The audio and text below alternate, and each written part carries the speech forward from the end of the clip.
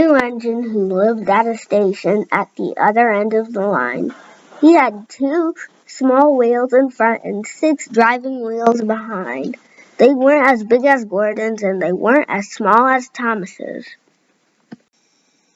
"You're a special mixed traffic engine," the Fat Controller told him. "You'll be able to pull coaches or trucks quite easily. But trucks are not easy things to manage, and on his first day they pushed him down a hill into a field." James had been ill after the accident, but now he has a new shiny coat of paint. "You are to pull coaches today," said the Fat Controller. "Edward shall help you," he added.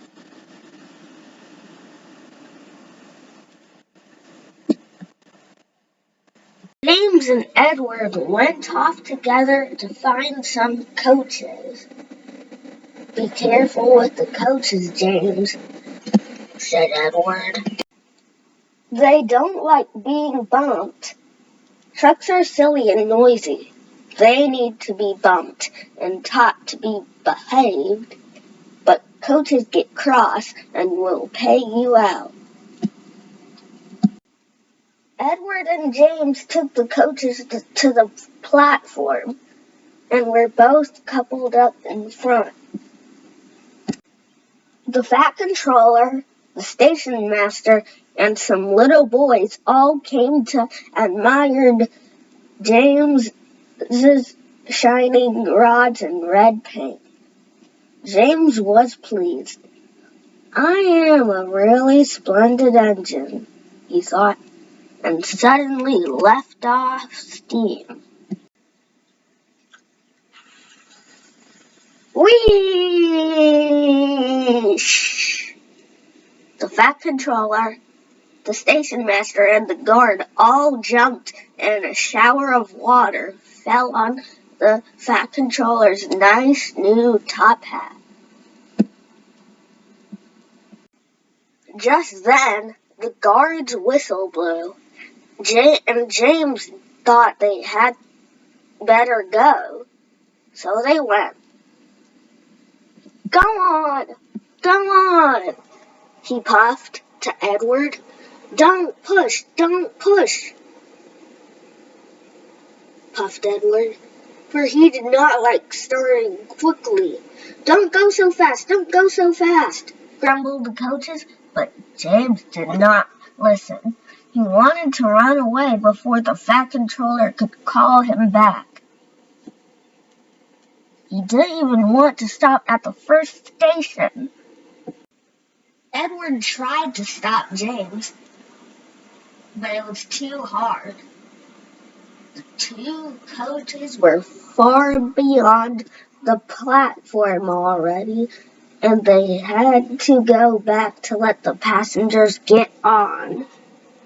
Lots of people came to look at James, as no one seemed to know about the Fat Controller's top hat. James felt happier.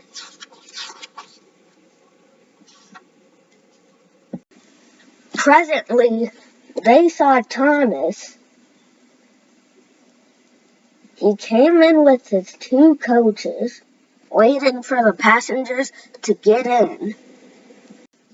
"Hello, James," said Thomas kindly. "Feeling better?" "That's right.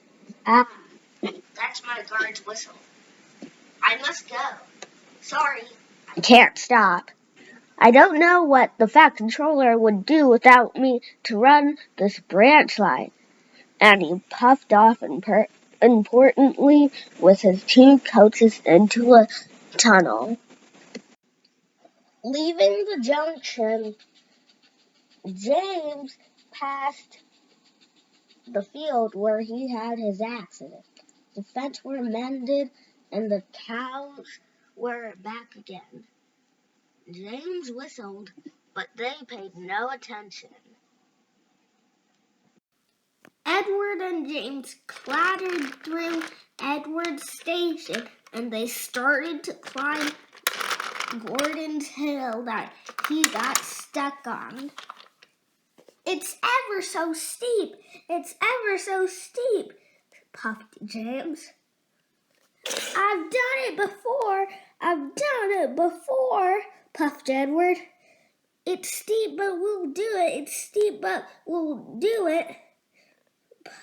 It's steep, but we'll do it!" said the two engines. They puffed together as they pulled the train up the long hill.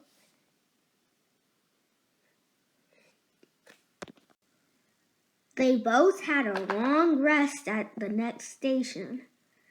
Edward told James how Gordon had got stuck on the hill, and he had to push him up.